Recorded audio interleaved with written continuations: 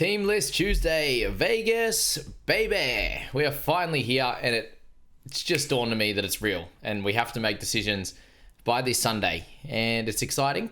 It's also very, very scary at the same time. Just firstly, guys, we need to cover this off straight away. Starting to see a lot of questions on it. You need to make sure that your VC and your C, they are set. They need to be locked in. The whole of your side needs to be set. Otherwise, your team will not be eligible for round one. So make your team for round one. Make sure that your whole team is set. All 21 players, you fit under the cap. You're locked in. But obviously, the guys that are going to be locked in terms of you cannot change them, you cannot move them, are going to be these four Vegas teams in Raiders, in Wars, in Sharks, and in the Panthers. Every other player following these games, you can move around. You have unlimited changes, unlimited move arounds in your squad, but you do have to make sure that by the time that Raiders and Warriors game starts, you have to have a full 21, a vice captaincy, and a captain player who will definitely be locked in, even if they're not from these teams here. But it might be worth setting your vice captaincy and captaincy in these games. We've got guys like we've got guys like Cleary. People are taking potentially Horsburgh. Zach Hosking's even made it. How good's this? You got Fogarty. You got Joe Tarpany, you've got Fisher Harris, you've got Barnett, you've got Hines, you've got AFB. There's so many guys you can vice captain and captain heading into this round one fixture. And I cannot wait to watch these games on Sunday. And there's actually a big gap in between, which is probably smart. I think last year when it was just back to back, it was plenty going on. But yeah, it's good. Just great to see footy again, and it feels absolutely real. We have a 11 o'clock game is our first one, if we're in New South Wales, in Sydney, and 3:30 for the next one. So it's going to be like 2.5 hours gap, which I suppose if you're going to have a big day, big barbecue or whatever you're doing with mates and family, it's going to be a fun one. So let's get into this first lot of teams, and that is the Raiders and the Wars. So we've only got the two games, guys, so this won't be a ridiculously long one, but it's very, very important to get your opening sides right, and I'm going to try and help you with that. So let's kick it off with the Warriors side. And when we're looking at them, there is a big change. And that one big change is going to be Chanel Harris-Tavita in that 6th spot. So didn't actually fully expect that. It was probably about a 20-25% chance, in my opinion, that Chanel was to jump in that 6th spot. He did play a decent amount of the trials in there. So that's where I gave it sort of that 25%. And Tomato Martin is actually ended up in the outside backs, in the extended squad. We do have Healy at 18, so congrats to him for getting this close to the starting side. But Tomato in the 20 jersey. And we do see Bunty Afoa, Edward Cossey, and Jeremiah Tova that are in the reserves as well. So shout out to those guys for getting the trip to Vegas and won't be playing. But in terms of this squad, I think Metcalf, you can pretty well lock him in to your sides now. And we will go through in a little bit more detail on these four teams, obviously, in my buy, hold, sell video that will come through. Or we'll go through the must-have guys from all the different positions and price points is what you're going to get in the next few days. There's plenty of content still to come out to get your round one team set, and I'll go into a bit more detail on footystatistics.com on guys like Metcalf, and we'll go through kick meters and different things that Chanel can take instead of Tomato, because all of our analysis in the last few weeks has been on them two together and not Chanel. But we do know Chanel's not a tremendous kicker of the footy, and Metcalf's going to be in charge.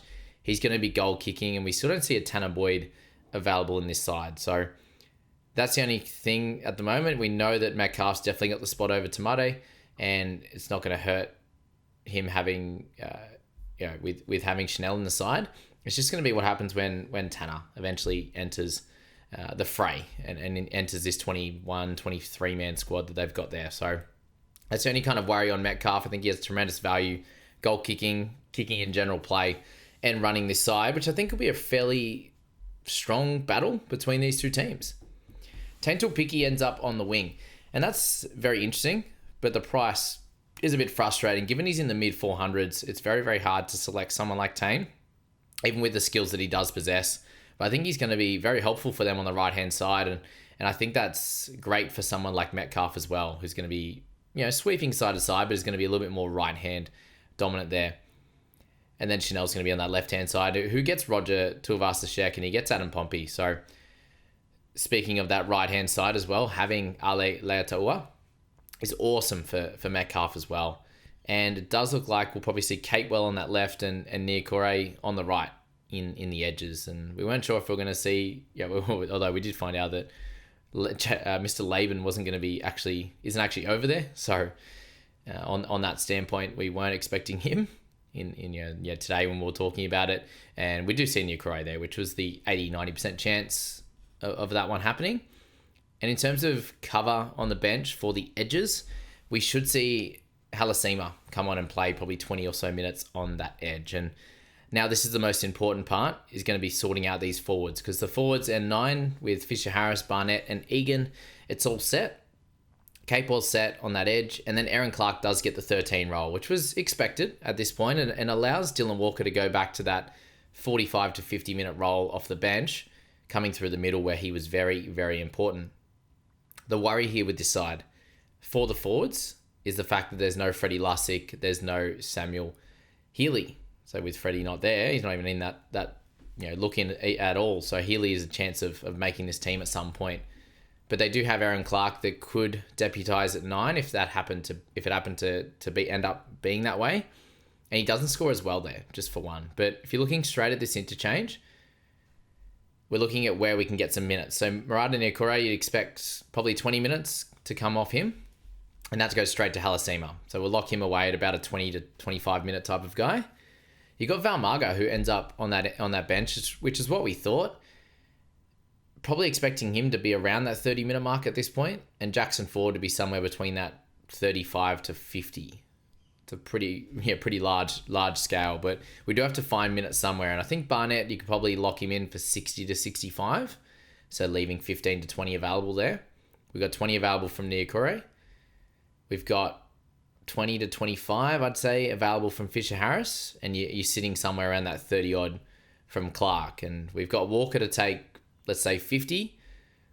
Aaron Clark take 50 as well.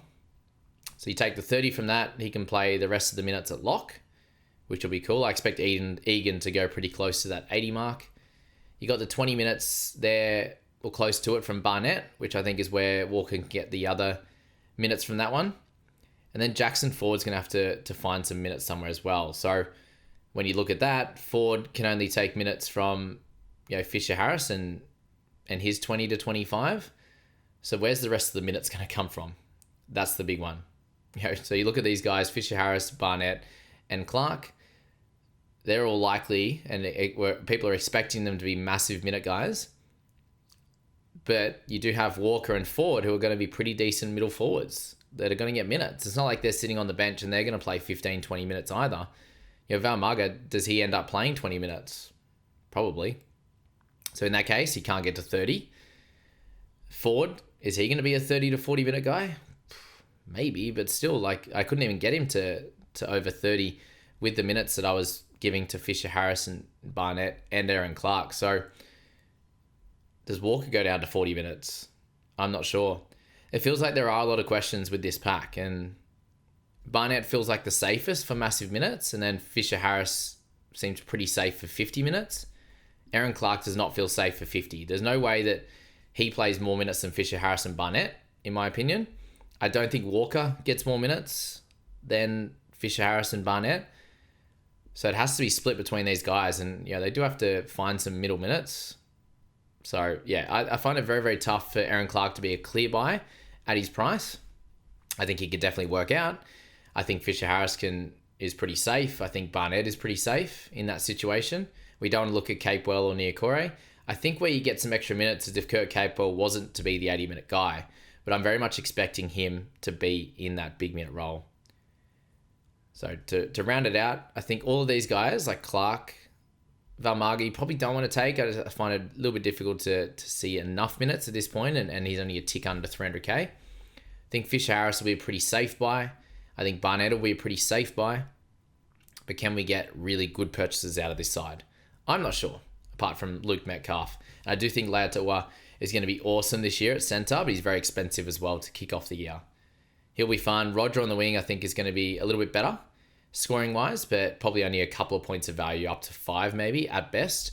And that also says that Warriors have to play pretty well. So we are looking at it from a round 1 perspective, of course, but we do need to look at it from a 5 to 6, 7 round perspective. And can we get the minutes out of guys like Clark each and every week? Can you get them out of Barnett each and every week? Or will he get to a 50 at one point? Will Fisher Harris play 45 at one point? I'm not sure. And you want to be as clear-cut in your selections as possible. And I'm seeing a lot of people really excited about Aaron. If you're excited about him, pick him. I haven't been excited about him all preseason. I think there's some value there, but how much is my take on it? But if you like Karen Clark, I definitely see a world where he can get 50 minutes and he can score really well at lock. We've seen it in the past for the Titans, especially, and he looked really good in his trials. So if you're excited about him, lock him into your sides because I don't see too much downside. I see a decent amount of upside from him. It's just going to be how much. So that's the Warriors there. Really, really fun team list to kick things off. Good luck to the Wars in this game. For the Raiders, before we get into that, guys, if you haven't looked into the private group yet, check it out in the description, guys. All the info's there. Heaps of prizes. The top 10 analysis, how you start well, is really, really important. So I've got in all of that information on how to start well. Considering I haven't done it in recent time, I've done a lot of study on it. So getting there, heaps of people to help you out as well. Awesome WhatsApp group now. We exceeded the amount that you can have on Messenger. So that is so humbling and I'm so thankful for that. So appreciate all you guys for that one. And please do subscribe and follow as well, guys. We're just, by the time this comes out, we've probably hit 13,000, which is so cool. So a big thank you to every one of you guys that is subscribed. And if you're new here, come join the fun. For the Raiders, we see Kale Weeks at the back. We see Tamale on that wing, which was expected, along with Timoko and Chris in the centers. Xavier Savage on the other wing. Strange and Fogarty, very, very simple for them. Fogarty looks like he'll be a good player that you can target again as another half gun, but there is a lot of halves available right now. We see Big Red in number 8 with Joe Tarpany in his standard number 10. So we also see Zach Hosking in the edge spot with no Matty Nicholson at all in the interchange or the reserve. So I'm not sure what's happening there. Does that just mean he is a project for later? Which is actually how they spoke about him in one of their little press conferences, was that we're pushing for him to be a really good player in our side for 2026. We can build him up this year was kind of the chat and can get him to that point in 2026 when he's a really important player. So that is the interesting part. Looking at this team, I think you can start with Corey Horsburgh and you can start with Hosking. You could start with neither and you can start with either one of them. And I think you'd be able to do just fine. It's really going to be an interesting one, how many players you can pick from all 4 of these teams to lock in your side and maybe reduce some of the flexibility come 1B. So we'll call this 1A, round 1A, and we'll call round 1B next week. It's going to be very interesting how many of those guys that you do decide to get. And is it worth it, in your opinion, to go Horsburgh and Hosking at this point? I think there's a world where it can work out. And I think there's a world where it's just okay. And yeah, we're not sure how that's going to play out, but that's what the games are for. And that's what taking risks are, calculated risk, or going, injuries have been a factor, especially with Zach Hosking. I'm going to wait a little bit on that as well. So use these thoughts, guys, and make up your own mind on these players. But Fogarty, we'll start with him. Very, very relevant, obviously. He should hit you a 55 average or something like that. And if you want that stock standard player that can do a good job in your halves, then Fogarty is that guy, given Strange is not a big kicker of the footy. Fogarty is a beautiful kicker of the footy. Goal kicks, tackles really well. Hopefully can put on some tries as well, which we saw last year. That combination between Fogarty and Hosking last year to begin the year was awesome. And that's the worry if you don't take Hosking, is how good he began the year last year in that role at starting right edge back row. Tamale. We know he's going to be here round 1, but is he going to be there in round 2 when Hopewade is available again? He looked really good in the trials, Hopewade, and we didn't see much from Tamale.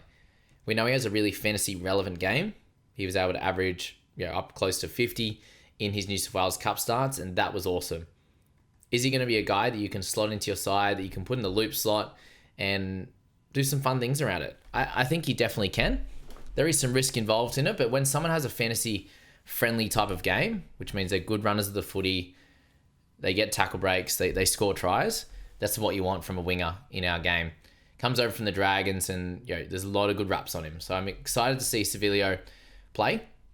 And I definitely think he could be a solid cheapy option in your side And guys, in terms of dual position, for guys in round 1, you will see dual position players, your dual position be added to guys like Tamale, who will get wing fullback center.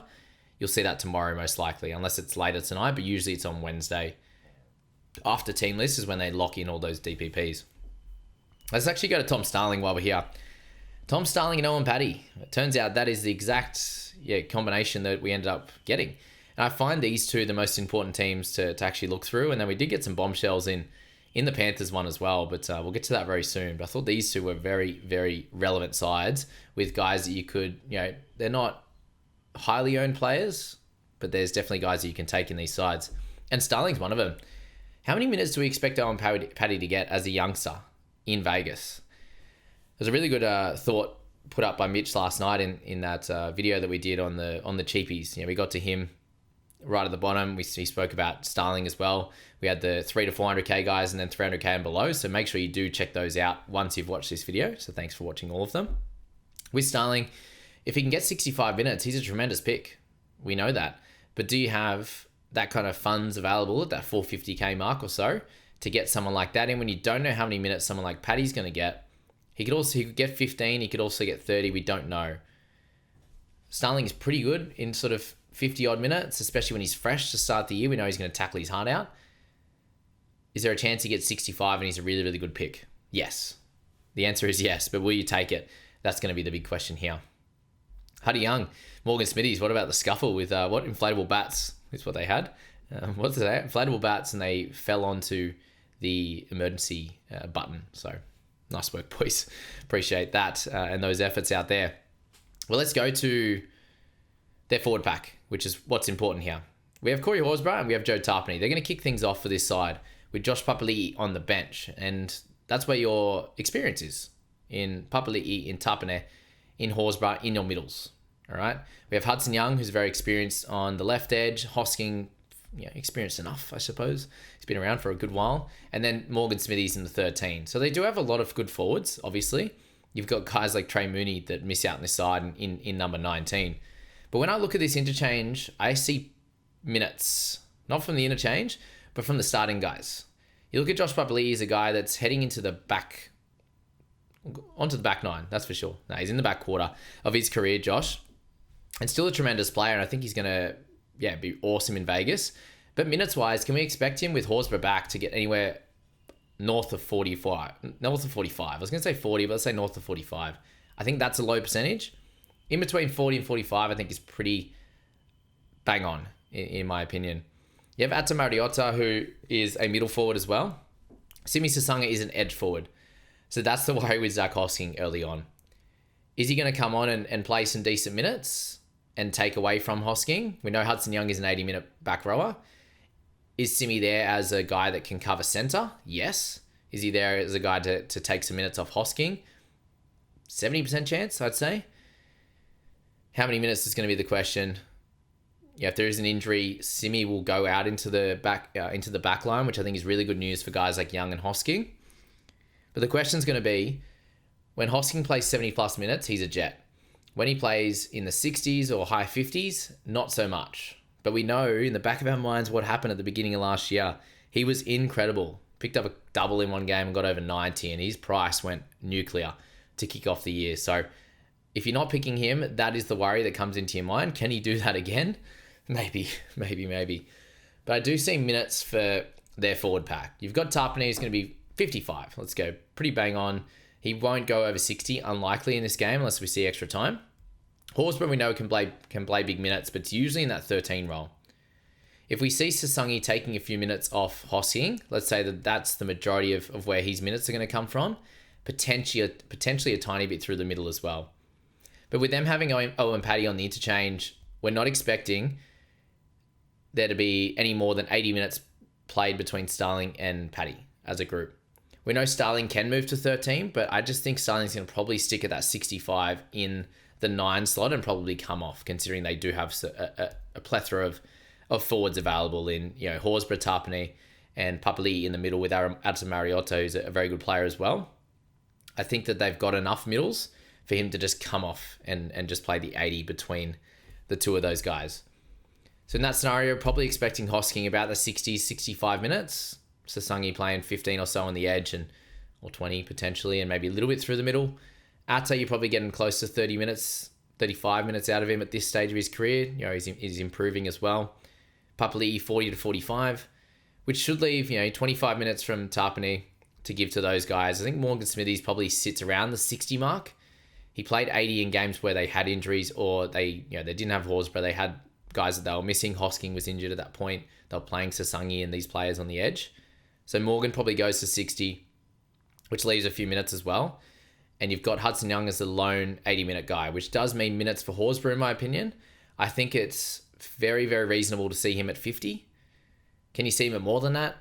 Can you see him at the same as Tarpany? Yes. Can I see him at like 43 minutes? I don't think so. He's a terrific PPM, and if it was 43 minutes, you'd be disappointed.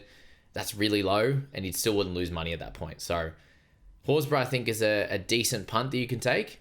Hosking is also a decent punt that you can take. Will you go for one? Will you go for both? Will you go for neither? That's going to be the big question with this side. And yeah, Ethan Sanders, Chevy Stewart, Jed Stewart on the reserves as well. Plenty of interesting picks on both sides of the ball there. Let me know what you thought of my analysis of the forward pack and the rotation in minutes with their interchange and stuff like that. And obviously do wait until an hour before kickoff. We will get the news there around what's going to happen with these guys as well.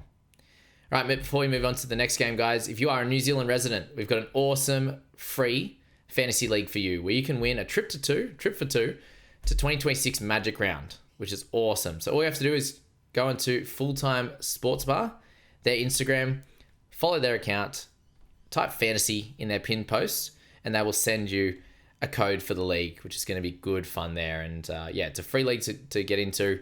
Awesome guys there. Danny, who's works with them there. He watches all my videos, which is awesome. So it was nice to create a little bit of a partnership there, and I'll be over there hopefully in later June, which is going to be good fun. So I can't wait for all of that. And please go check that out. Get in that league before Sunday, and hopefully they can get well into the thousands for that, and we'll see how good you are.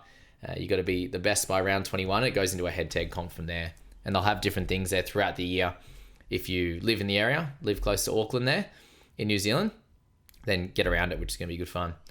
All right, Panthers and Sharks. Let's go straight to the Panthers because they have really all the relevance here in these two team lists. And what about the Jesse McLean news? We didn't even get him at all. We got Luke Garner at centre. Who would have thunk that? Paul Adamotti goes to the wing in this one with Luke Garner at centre, and there's obviously a chance that this could change come round one, but I do think he trusts Luke Garner. At this point, we've seen him play centre before. We've seen him, a bunch of times. So I think they do trust him on that left centre spot. And you will see Alamotti. Will he stay on the left-hand side or will he go to the right? I don't know. Casey McLean played left centre last year, so he'd probably slot straight onto that left wing, which is where he's going to play longer term. And I think Paul Alamotti might come to the right, which is probably pretty good, I think, because he's a good player on that right-hand side with Isaac Tungo and Nathan Cleary, who has been named, which is exciting, along with Jack Cole at the 6, which was expected. But let's look to the reserves. We do have Brad Schneider at 18th, which makes sense. We have Jesse McLean in there with Madfrick Geyer, Luke Somerton, but Blaze Talangi's in the 23. So also just wait. You're going to have to wait all the way until this game, and thankfully it's only second game of the round, to see if Blaze Talangi does make this side and if he's actually pushing for 6, or if we think that Jack Cole is ahead of the game at this point. The thing with Jack Cole is that he's 250k, and last year he averaged 33 and was even better at certain times, hitting sort of back-to-back 40 odds, 50s, and looking tremendous. So that's the thing with Jack Cole. In this scenario, Nathan Cleary will do the bulk of the kicking, which is more than he did last year with Jerome Luai, and we know that he is the important guy in this side, the most important player in this team, along with Dylan Edwards and Isaiah Yeo. Liam Martin might have something to say about that as well, but yeah, we see that, and that's where you'd take Jack Cole because we know that he's got a really good average and they just mispriced him. So if he's 350k, I wouldn't take him because there is some risk around Blaze Talangi. But at 250k, it's going to be hard not to take him, and I'll have to work out what I'm doing in regards to potentially trying to loop him, or do we start him straight up, and these types of questions there in this one. Isaac Tungo, if you've been waiting all preseason to have him, I think it's a really solid opportunity. Can he get back to a high 40s? I definitely think he can. That would put him, about 100 odd K undervalued in this side, and a really good side of that, and they don't have a buy early. So there's a win there for taking any of these Panthers guys. And we don't want to see Alamotti on the wing. I think he was doing really well in the centres. So probably scratch him off your list right now, Paul, and look back at him later. While Cleary's there, don't look at Edwards, in my opinion. I think there's other better fullbacks for you to target. But Nathan Cleary should be in your side and is either captain or vice, in my opinion. There's a really, really big part of me that wants to captain Isaiah Yeo in round 1 because Cleary has been poor the last 2. But without Luai, the extra kicking, it's going to be hard not to take him as captain, clearly, with the massive upside that he does possess. But looking at this side, I do see a very clear path for 80 minutes for Isaiah Yeo again. And he's gone back-to-back 70s, I think, the last couple of years in round 1. So a lot of people aren't taking Yeo either, so there's that. But Cleary should be, at minimum, vice, easily be captain. Some people might take Terrell May as captain, and I think that's a fun pick as well. So Cleary, get him in. We see Liotta and Lindsay Smith with Liam Henry out with an injury, so he'll be back in the next couple of weeks. When I say injury, he's recovering from an injury and just a bit too soon, not ready yet. In this one, Isaiah Yeo, I had that video, the 7 players I've locked in my side, and that's actually my highest view video this preseason, so thanks for that. Isaiah Yeo is locked in my side, he's not moving, so do with that what you please. Lindsay Smith, I think, is going to have a really good year, but what we do see is Isaiah Papali'i on the bench, so red line through Isaiah. There was a lot of talk about this from himself. He said he didn't know if he was going to be starting. He didn't know if he was going to be off the bench. And as soon as I heard that, I went, nope, because if that means if he was starting, he wouldn't play the full 80 anyway. And that's what we need from Isaiah. And there's also plenty of talk of him playing middle as well, which, 50 odd minutes in the middle, he'd have to go a point a minute, which is not easy at that price point. Sorensen, he gets the edge spot. I'd still be wary of Sorrow. Like, he had a lot of injuries last year. But shout out to him because, the year before that, he was spectacular. And I had him as a smoky, really, really good pick that had some upside last year. And he just kept getting injured, the poor fella. So good on him for keeping that spot. And hopefully he plays well and he can keep that. And they can use Isaiah Papali'i in, potentially off the middle or, take 20 odd minutes on the edge and a hybrid sort of middle and edge role. I'd fully expect that. Liam Martin plays about 70 minutes a game. So between those two guys there, he can easily slot 30 odd minutes off the bench, 20 odd through the middle, and get you 50 odd off the bench in terms of minutes. Papali'i. I'm really excited to see Dane Laurie at 14. He has so much pizzazz. What a word. He looks great when he's on there, obviously at fullback, but he has the ability you can slot him anywhere in that back line. You could slot him at 6 as well. So he's a tremendous utility to cover that whole back line. And you just move Jack Cole to 7 and play him at 6, which would be really, really cool.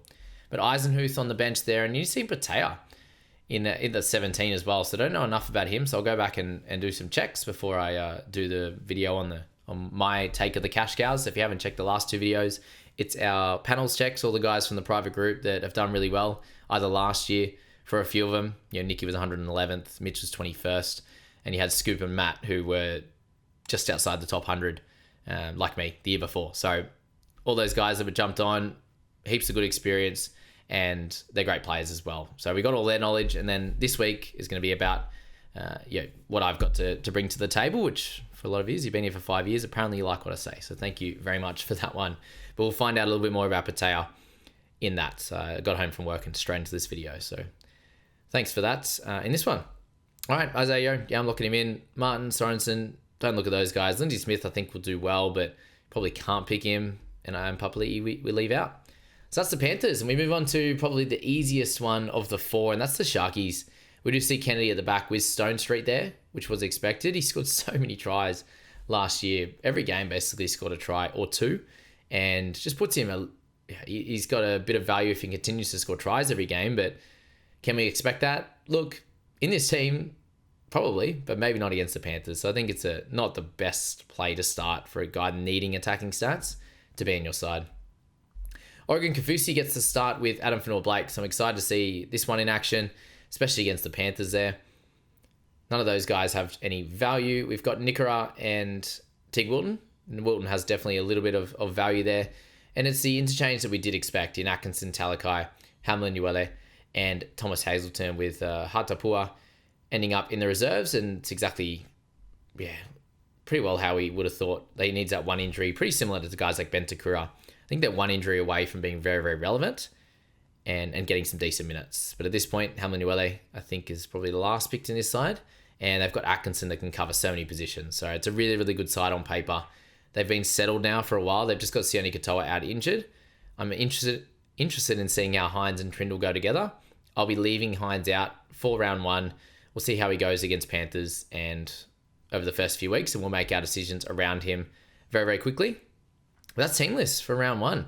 Round 1A. So we do have next week, but do make sure you lock in your teams by Sunday, game 1. You need to be eligible. Hopefully it'll give you a little thing down the bottom, a ticker, saying that you need to do that, just to give everyone a bit of an idea, especially if they're not watching these videos. But I do appreciate all of you for being here. I imagine this video will be popping off, and it's such a cool week or two. It's busy week or two for me, but I absolutely love it. So thank you so much, all of you guys, for being here. Really, really special each and every year that I can do this, and the audience is growing. And as I said, hitting 13,000, I imagine, by the time this video comes out, is so special. So thanks, guys, and we'll catch you in that next video. We're going to be getting plenty out up until round 1 on Sunday.